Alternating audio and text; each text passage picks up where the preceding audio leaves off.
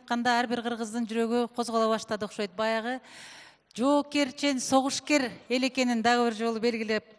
Азыр сиздердин алдыңыздарга дагы бир чакыра турган музыканттар жана жогоруда Кубанычбек Мырзаевич айтып кеткен, күү чертиш жоголуп кеткен өнөрүн мындайча айтканда бир жаңкы десек болот, бир жагын ошол мындай бир элибизге эсине сала турган жагдайды эсине алып келген номер болуп эсептелет. Себеби дегенде 2011-жылы, 2009-жылы Кылым кайрыктары деген бир отчеттук концерт берип, анан ошол аспирантурада жүргөн кезимде дайыма ойлочумун, ушулар кандай болду экен күү чертиш? Кантип эле ушул бир эле музыкант, ошол эле мисалы ала турган болсок, Майлыбай атабыз менен Ниязалы атабыздын чертишин алалы, мисалга, кантип эле ушу бир жолу чертип берип койсо, анан экинчиси кайрып чертет деп таң калат элем.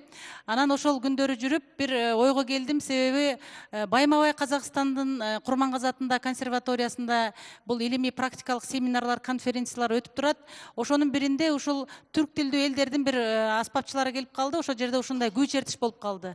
Ошол жерден бир оюма келди. Ушул бир качандыр бир кезде концерт берсем, ушул жака чакырам деген. Ошол 2009-жылы ишке ашып, мен Эржан Жаманкереев деген бир мыкты музыкант, домбурачыны чакырдым. Ошол домбурачы балабыз келип, биздин мыкты бүгүнкү, мен дайыма айтам, ушул бүгүнкү тулпарлар, аргымактар мына саматпаш болгон эртеңки залкарлардын изин баса турган биздин Дүйшөнбек Закир уулу деген балабыз бар. Мына ошол балабызды чакырып, биринчи жолу ошол кыргыз жергесинде күү чертиш өнөрүн жасаганбыз. Азыр алдыңыздарга ошол келечегинен көп үмүттөндүргөн биздин мыкты жигиттерибиздин бири Закирбай Аманбологой Закирбек Дүйшөнбек уулу жана ошондой эле ошол мен айткан Эржан Жаманкереевдин окуучусу Эрасыл Адилбек уулу атайын Казакстандан келип олтурат. Кол жаактыңыздар. Эрасыл Адилбеков, Закирбек Дүйшөнбек уулу. Күү тартыш, күү айтыш.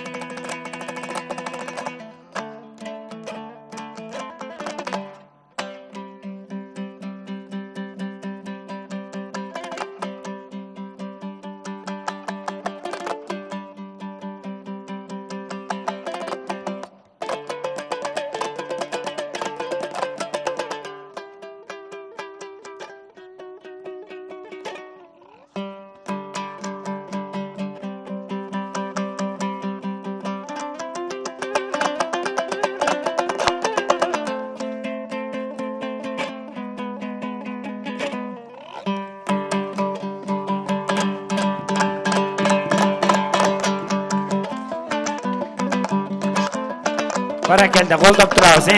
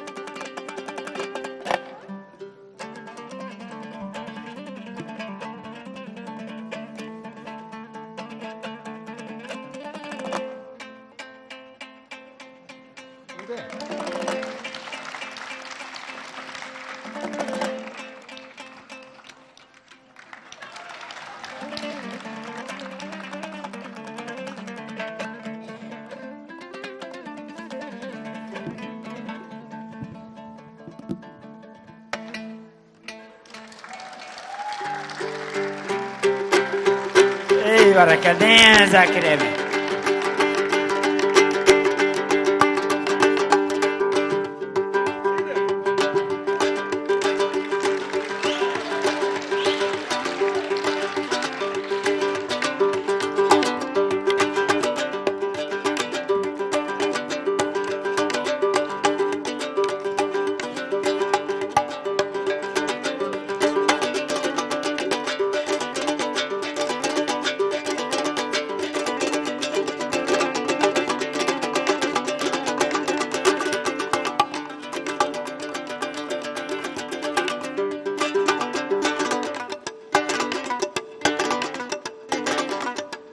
Ey barakallah barakallah.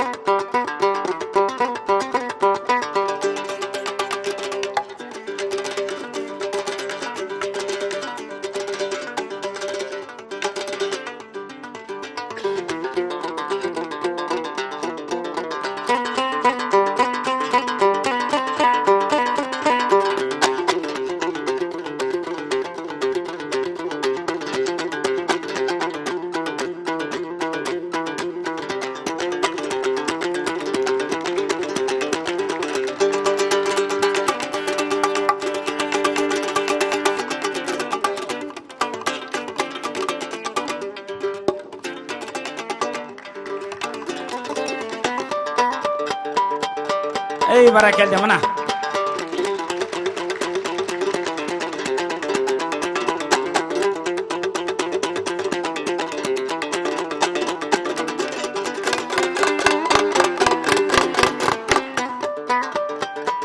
Атайдың ақтамағы өлбейді деген үшін.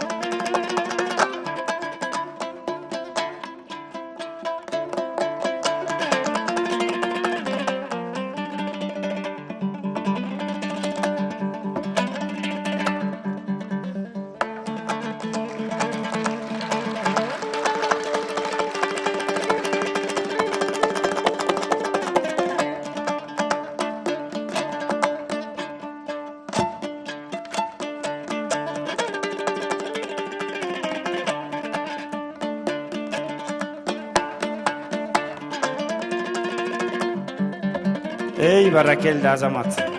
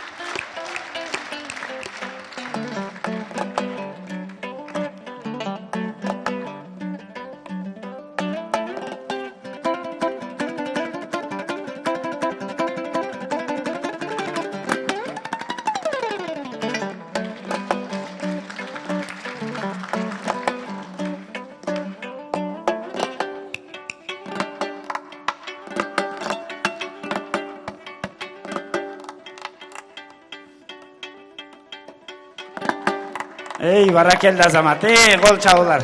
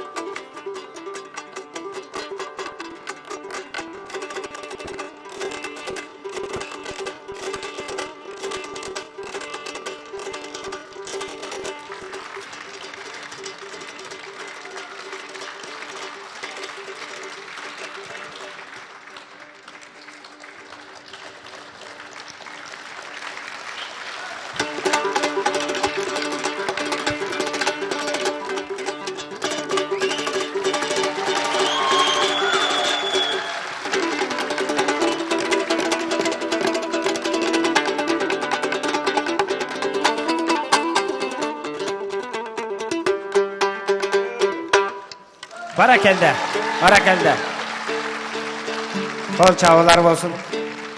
Мына азыр Закирбек чертип аткан күү өзүңүздөр көргөндөй илимдин тили менен айтканда бейвербалдык каражат экен. Көрсө мурун анча-мынча кез келген жерде ушул күү менен эле маалыматтарды берген экен. Мына азыр ар бир кол шилтемдери ушулардын бардыгы тил болуп эсептелет туугандар. Музыкалык тил. Ошол себептен дагы бир жолу бар болгула жигиттер.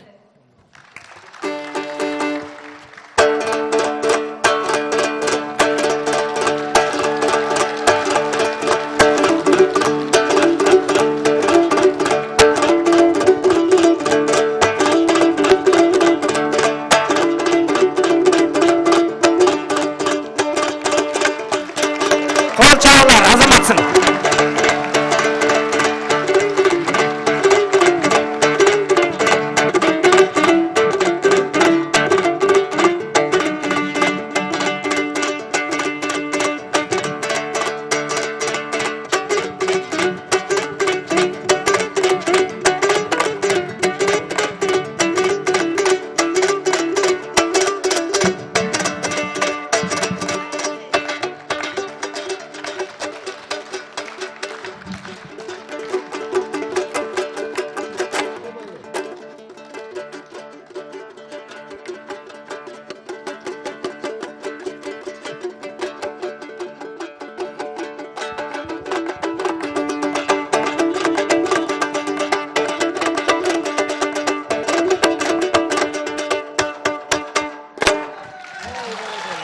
Çok rahmat Erasıl.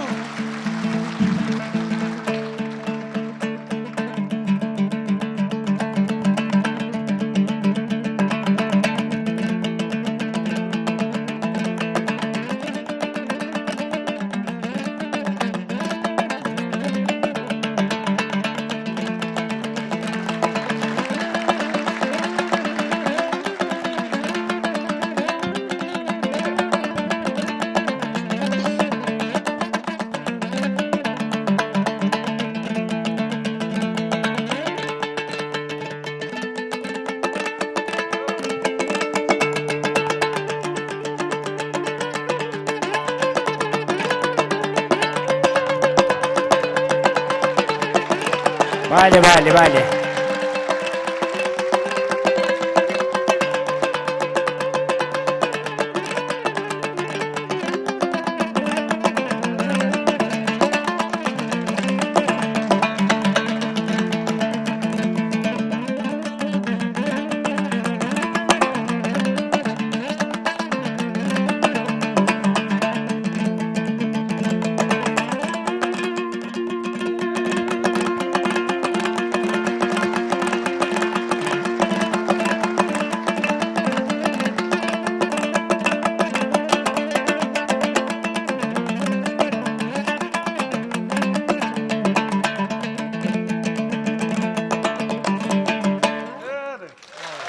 Barakelde.